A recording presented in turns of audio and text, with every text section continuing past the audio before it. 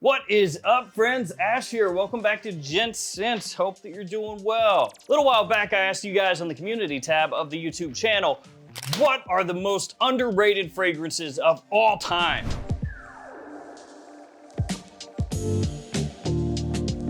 So according to you guys, these fragrances don't get enough hype, they don't get enough love, and they're actually better than most everything else out there. They are criminally underrated fragrances that need more love. So some of you guys out there, you need to take notes. All of these I'll have linked in the description below. Feel free to check them out down there. I want to give a shout out to every single person that left their comment about which fragrance they felt is the most underrated right now. And if you want to be in a future video, check the community tab because I usually have a question up there where you can leave your answer or upvote other people's. Let's get it started with ANYCE2418, who says, "Gentlemen only." An ex had bought it for me back in 2015. I've been a fan ever since. At least they gave you something that you could remember positively, right? They could have left you with something that lingers for the rest of your life that's not so positive, so that's good. Way better in FRAG than an STD.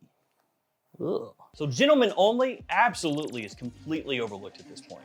When it comes to Givenchy, people just think gentlemen, not gentlemen only. The bottle is pretty much the same. I mean, the shape and everything, and this has been forgotten to the annals of history. You know, this was at one point a fully functioning line of fragrances with new flankers coming out regularly until just one day, poof, it stopped. And I actually do think this smells really, really nice. It's got a good freshness to it, a modern woodiness. It's got like a little fresh spice in there, a touch of incense as well. You can wear this casually, wear it to work. You can wear it just about anywhere. The usability is off the charts. I know some people would say maybe that it's not unique enough, but I think that it is, because really when you smell this, it smells like Gentlemen Only. It doesn't smell like 15 other blue fragrances or something like that. And thankfully, you can still find this one. You can find it at discounters for somewhere in the $50 range, 55, something like that. And it's a really, really nice one that I do try to bring up from time to time because I think it's completely overlooked, just like you guys. Gentlemen Only, starting us off strong. From there we go to Hassan Ahmed 39,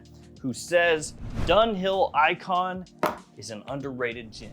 You can find this one about $40 or so, maybe a little bit less at some discounters.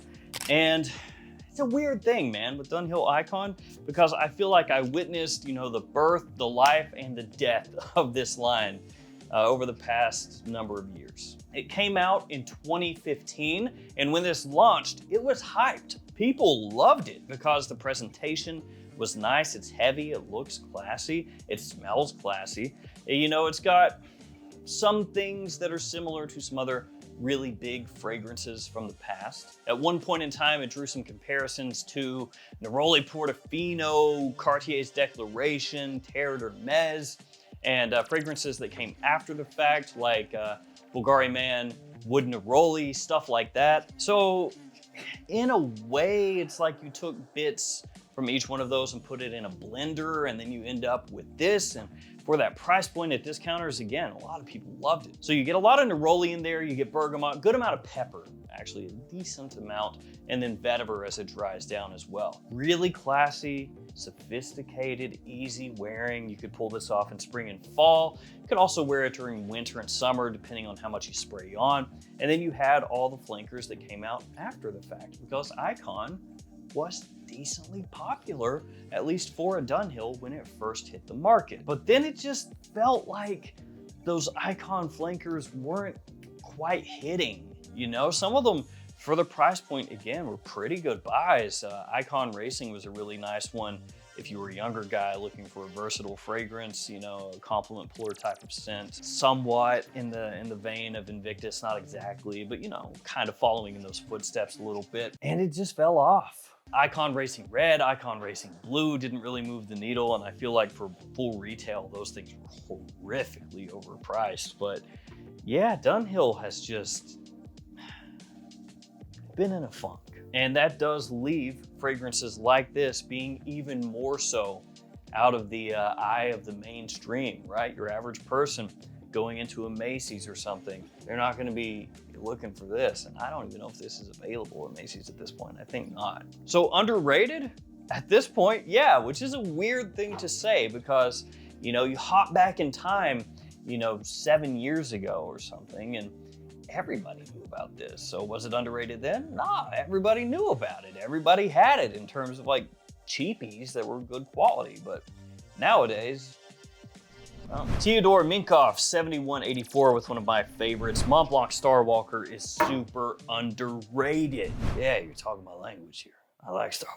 It's pretty close to being like a Star Wars sounding name, isn't it? Starwalker. It's close. What if it's called Starwalker because it's known to be a really like calming, relaxing scent? So, you know, a Starwalker, you fall asleep and then you're kind of walking among the stars there. Nah, it's reaching, isn't it? But whatever. So this one, as I said, really calming, relaxing, smooth. Has a nice green aspect to the fragrance. Bamboo is one of the notes in the scent, actually, and it's kind of like a, watery, clean, very smooth, soothing scent, just all the way through. Absolutely have always adored that fragrance, and by and large, it's been cheap, you know, for years and years and years and years at this point. I mean, it came out nearly 20 years ago. It came out in 2005, so 19 years it's been on the market.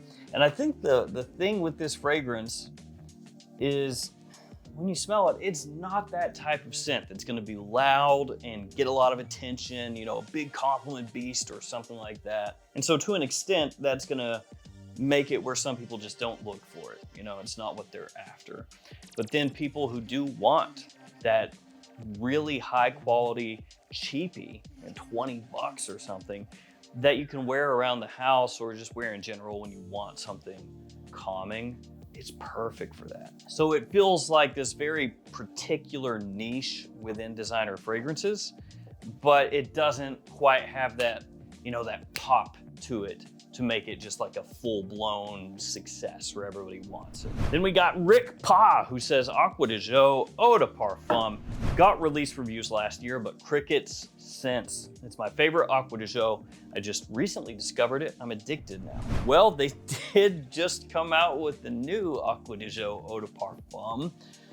So there is that. I'm assuming you're talking about this one, the original Aqua Deo Eau de Parfum, I guess we'll call it at this point. Presentation looks really similar, but the original one had this wooden looking cap and the new one does not. The new one has kind of a plastic looking cap. So Aqua Deo Eau de Parfum, what can we say? I mean, it's Aqua Deo, right? Pretty much all Aqua Deos have mass appeal. They're easy to use. You just gotta find which flavor of Aqua Deo you like the best. For me personally, that's Profundo. I like Aqua Deo Profundo the most of the new iterations, though I will say the new Aqua Deo Parfum 2024. It's so weird. They can't stop messing with the Aqua Deos. But the new Aqua Deo Eau de Parfum, see, I can't even. The new Aqua Deo Parfum 2024, that one is good. It's really good. It actually reminds me a lot of Profumo. You remember Profumo? Remember that one? It's kind of like that. But Profundo, that's my favorite. And I think that's kind of what you run into sometimes with Aqua Deo Eau de Parfum not getting mentioned as much. I still mention it from time to time, you know, in some list videos or something where it might make sense, put Aqua Deo Eau de Parfum in there. But again, to my own personal taste, I like Profundo more. And so then I just naturally gravitate toward mentioning Profundo more because I like it more. And then like the new Aqua Deo Parfum, I like that a lot too. So that'll probably get, you know, mentioned as well. And sometimes it's like that, you know, and the Eau de Parfum ends up being odd man out sometimes, at least for my own taste, my own viewpoint. But there's nothing wrong with it. It's Aqua Deo, like I said. You can wear Aqua Deo about any time. You can wear it in the dead of winter, it's still gonna smell great. So for Rick Pa, we're gonna give a little love to ADG EDP. Big Bear says, Bulgari Aqua pour homme. Bulgari needs to revive the line. Yeah, I'm actually completely in agreement with that. They should. They are a house that, at least as far as men's fragrances goes, it feels like they've taken like a step back, not in the sense that their fragrances are poorly done, but in the sense that they're not putting as much effort into getting stuff out there. At least that's how it looks to me. Because at one point in time, you had, you know, Bulgari Black, you had the Bulgari Aqua line, you had the Bulgari Man line, you had Bulgari Pour Homme, you had a lot of different things going on. And I know they released a new Bulgari Pour Homme, but still it feels like that was just kind of just, by that I mean they had it and they went, okay, there's a new one. All right, there it is. That's the amount of effort we're putting into putting that out there. Here it is. So there's our new Pour Homme. I hope you like it. Whereas other brands will be like, yo, look what we got. Maybe not necessarily like that, but you know what I mean. They'll really give it a little juice, put it out there. But back to reality, back to what we're talking about here. Bulgari Aqua, I always really dug these. The bottles, they're a little funky, a little love it or hate it. Some people really think these are fantastic. Other people hate them because in their collection they look like that, which is, you know, not the greatest way to present it. You can spin though, that's cool. Actually, once I bought a tester, an Aqua Amara tester, and it came with like a little plastic stand that you could sit the bottle in, and it sat like that. And I was like, what?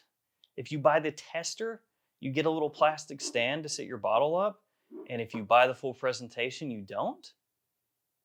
What? Aqua is really cool too, because as far as a designer fragrance goes, this is an aquatic fragrance that takes a little bit more of a chance. It's still wearable, but it has more of an actual aquatic smell to it. You know, it's a little more realistic, not going full bore, niche, hardcore, funky, like rotting seaweed smell, but it's also not just like, hey, look, it's another run-of-the-mill gem scent. That's just a very sea salty, fresh type of thing, right? Then of course they had kind of an underground hit with Aqua Amara. A lot of people in the fragrance community loved that one. And yeah, there were some other good ones as well, Aquamarine, stuff like that. But as a line, it's just, it's stagnated. The Aqua has stagnated. Bulgari, give us some more Aqua. Squidica says, Maison Alhambra Tobac. Nobody talks about it, but it's the best Dior Tobac on the market and smells incredible. Quickly became my favorite tobacco scent. If we're talking designers, it'd have to be Lanvin Avant Garde. Beeswax, tobacco, cardamom, and lavender. To date, there still isn't a scent like it. Really a shame it was discontinued. Can still be found online, but pricey. Yeah, unfortunately, Avant Garde is discontinued. It used to be really cheap. Avant Garde, maybe like 30 bucks, 25, 30, something like that. That's what it used to be. Let's see what it is now. It's not awful. I mean, it's not great, but you can get a 50 mil for about 110, looks like. So yeah, it's not as cheap as it used to be, but it's not insane, I guess. I know that I think Fragrance Buy got in some Avant Garde maybe a few months ago, maybe it was like 6 months ago at this point, and it sold out. But they did get some in stock. There's hope that 6 months or 6 years from now, it comes back in stock at a discount, or probably not, but maybe. This one, Tobac, is, as he pointed out, a really good clone of Dior's Tobac Coler. I mean, they look pretty similar is what I'm trying to say without saying it, but I'm saying it looks pretty similar. Really good quality on it, really good tobacco fragrance in general. And that one I reviewed when it came out, mentioned it from time to time, and I agree. Yeah, if you like Tobac Coler, if you want it on the cheap, get that. There's really no reason to like shop around to look for other stuff. It's pretty much just get that. Rush ABHK8. Narciso Rodriguez Blue Noir Parfum, simply a stunning iris fragrance. It is. This is a really, really nice stunning iris fragrance. It's so stunning, it stunned me into saying stuff repetitively. And I would agree that it's underrated to an extent. I think that when you think about designer iris fragrances, specifically the ones that are more on that creamy side of things, you think Dior Homme / Dior Homme Intense, Valentino Wo Intense, and Gentleman Eau de Parfum. I think those are the first three that pop into most people's minds when they think about fragrances in that style. They just go pop, pop, pop, those three, and then it's like everything else is an afterthought. And this, while not being the exact same as those in terms of style, is closer to those, and it gets left out. But it does smell amazing if you like iris forward fragrances. That's the most important thing. If you do not, don't get this one. It's not gonna work for you. I think though, it gets better with age. This is one that each time I go back to it, I'm impressed. Like I go, wow, that's better than I remember. And then a little time goes by, I smell it again, same thing happens all over again. And I think that realistically, you could put this up against those other 3 fragrances. It is not worse than those. It's slightly different, just like, you know, all 3 are. They're not the same fragrance, Valentino Wo Intense, Dior Intense, and Gentleman Eau de Parfum, but this can hang with those. This is not something that should be viewed as like a couple of rungs down below those. Like those 3 are up here, and then Eau de Narciso is here. It's just as good. It came out later, which is why, you know, it doesn't get lumped in with those, but it's as good. So this one, if you have not checked it out and you do like iris forward fragrances, you have got to put this on your short list. Bo Blackster 72 says Perry Ellis Midnight is deathly underrated. All caps, deathly. He's serious about this, very serious. My friend walked up to me one time and asked me what I thought he was wearing. I told him how great whatever he was wearing smelled. He started to laugh really hard because I hated on Midnight for so long. You hated on Midnight for so long, and yet then when you smelled it in the air, you were like, what is that? It's amazing. Like, had you never smelled it in the air before? And that was like the first time you smelled it in the air? Were you hating just because it was a Perry Ellis and you know Perry Ellis is cheap? Like you had never smelled it and you were just like, Perry Ellis sucks, Midnight sucks for sure, it's awful. I don't know what happened. I will tell you though, you're actually completely right. Perry Ellis Midnight is underrated, and it is way nicer than you would expect from just a random cheap Perry Ellis that comes in this plain looking bottle. Because I mean, that does not scream out to you all that much, does it? It's just like Perry Ellis, I guess. Like make a bottle that's black and just slap our name on it. I don't know, man, whatever. Do you have any preferences? I don't care. Rectangle, I don't care. This is ambery, sweet, has a great like citrusy pop in the opening that gets your attention the second you smell it. Cinnamon in there, vanilla, tonka, really, really fantastic stuff for fall and winter time. And frankly, one that I should have talked about more on the channel. Like I've mentioned it a couple times, but not with any kind of regularity. And part of the reason for that is actually because for a time there, it's actually kind of difficult to find this, believe it or not. I don't even think that it was available on Perry Ellis's website. But now you can find it pretty easily at Perry Ellis's website and also at discounters. And the price point for this, full retail, $70. So yeah, Perry Ellis Midnight, that stuff is fire for the price. Scarbot1713 says, L'Occitane Eau de Deo, beautiful vanilla woody scent, perfect for spring and autumn. Yes, yes, yes, Eau de Deo all day, every day. This is the best stuff. It is so good. You can't usually find it at discounters. And if it is there, it's usually not there for long. As of this video, which if you're watching this in the future, or even by the time this goes live, it may not be there, but it's at FragranceNet for like just under 50 bucks. Even at full retail, it's like 80, 82, something like that. They did change the sizing. It used to be 100 mils, now it's 75, so you know, there's that. But this stuff is perfect. Vanilla, woody fragrance with a cypress note in there it's very pronounced. You know, it has a little green touch to it. Smells really classy, very unique as well among most fragrances on the market. Garrett Mercier 9186 says the original Valentino Wo, a gourmand that is more fresh leaning, only one that delivers in such a way. Love it. So I don't know that I would call it necessarily fresh leaning because it does remind me of the original Dior Homme a pretty good amount, but it does smell amazing. I guess a little like freshness off the top. Like you got some bergamot, some citrus in there initially, hazelnut as it starts to dry down. You also have chocolate, you have leather, some woody notes, and definitely has a little bit of that iris smelling lean to it. Even though officially I don't think iris was a note in this one, it was in Valentino Wo Intense though. Maybe misremembering that, but I think it smells amazing. Absolutely killer. It has though pretty much been taken over by Valentino Wo Born in Roma. The original Valentino Wo Intense, Wo Aqua. I believe all of those have been discontinued. You can still find this as of this video. I mean, you can still find it, but they've been scrubbed off of Valentino's website, at least in the US. If you look at Valentino Beauty, go to the men's fragrances, there are no fragrances there other than the Born in Roma line. And they actually had like Valentino Wo Intense up there on the Valentino website, and it said discontinued, like final chance to get this if you want it.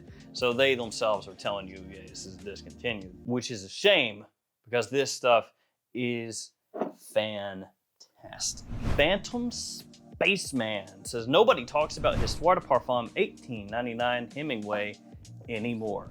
It's the most pleasant thing I own. Nobody ever talks about Costume National Secret Woods.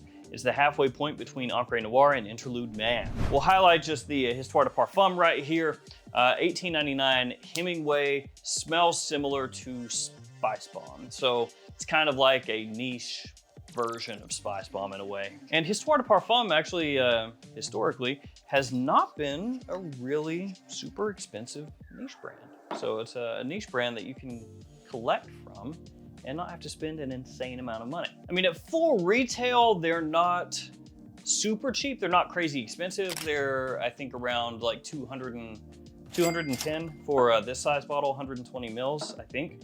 But at discounters, you can get these marked off stupid amounts. Again, as of this video, so in the future, I can't tell what's gonna happen, but at Fragrance Buy, this is available 60 ml size for like $44. That is just, for a niche fragrance, that is just nothing. That is nothing. And the 120 ml, which is that size right there, they have for like 94, which is still a really good price for a niche fragrance, but is, you know, more than double the price of the 60 ml, so it actually makes sense to get the 60 ml there. And there are a lot of HDP fragrances that are really priced quite well at discounters if you look around a little bit. I think maybe they don't have quite as much the groundswell of excitement around the brand that there used to be, because Histoire de Parfum, you know, there used to be a lot of people who were really looking for those fragrances, but it feels like maybe not quite as much nowadays. Regardless, the quality on those is really nice. And they do actually have some fragrances that are quite wearable as well. This is one of them. It is a much smoother take on Spice Bomb. Still gives you that spiciness in the opening, of course. It has that same mass appeal that Spice Bomb has. It's just done in a more refined way. And last but not least, we have Books Beats Scents, who says the Cavalli Uomo fragrances come to mind when I think of underrated. I only smelled Silver Essence, but I know the other two and the gold edition are fire. So I'm assuming when he says the other two, he's talking about the other two flankers, La Notte and Deep Desire, and those are really good. Yeah. This is one of the more frustrating, I feel like, fragrance lines for people that love fragrances, because the Cavalli Uomo line actually had some absolute bangers. Just amazing stuff, especially for the price point, really good. Deep Desire, La Notte, Silver Essence, the Gold Edition, and the original, which the Gold Edition I think technically is like Golden Anniversary, but whatever. Yes, same thing, Gold Edition, we all know what it is. They were so good and then so hard to find. So basically you got these fragrances, this whole line of fragrances that smell amazing that people want, but then can't get. And then essentially, I believe they've just been discontinued. So it's like, great. Got all these flankers that smell so good. So good. Like La Notte. Oh, that was just great. So nice. And then you can never find them, ever. So they are underrated in the sense that I feel like a lot of people would very much enjoy to be able to have those, be able to wear those, but they can't because they're impossible to find unless you want to pay jacked up prices. And so it just becomes a frustrating thing. The line is rated by people that have smelled them. People that have smelled them are like, this is great, you gotta get it. And then it's like, where can I get it? I would like to get that thing that you say is great. Where can I get that? And then you go, eBay, maybe eBay. Yeah. Oh, cool. How much is it on eBay? Probably like what, 60 bucks? 60, 70? That's what you said you paid, right? You bought it from, you said Fragrance Buy had some 60, right? Yeah. Okay. Let me go to eBay. There's only one on eBay, and it's just the bottle with no box, and it's $200. Are you sure I can't find it somewhere else? No? Okay. That's the experience of wanting Cavalli Uomo line. You can still find the original, which is good, but is also, in my opinion, worse than every single flanker that came after it. So, yeah. So there we go, guys. Some underrated fragrances, according to you guys. And I will tell you, actually, some of these are legit, like super legit. They all smell good. None of these smell bad. But some of these, like Perry Ellis Midnight, people don't know about that. It costs dirt. It costs nothing, and it's really nice. Always love Starwalker. Always love Eau de Beau, Valentino, Uomo, just bangers everywhere right here. Thank you guys so much. Stay safe out there. I'll see you tomorrow with another fragrance video. See you guys later.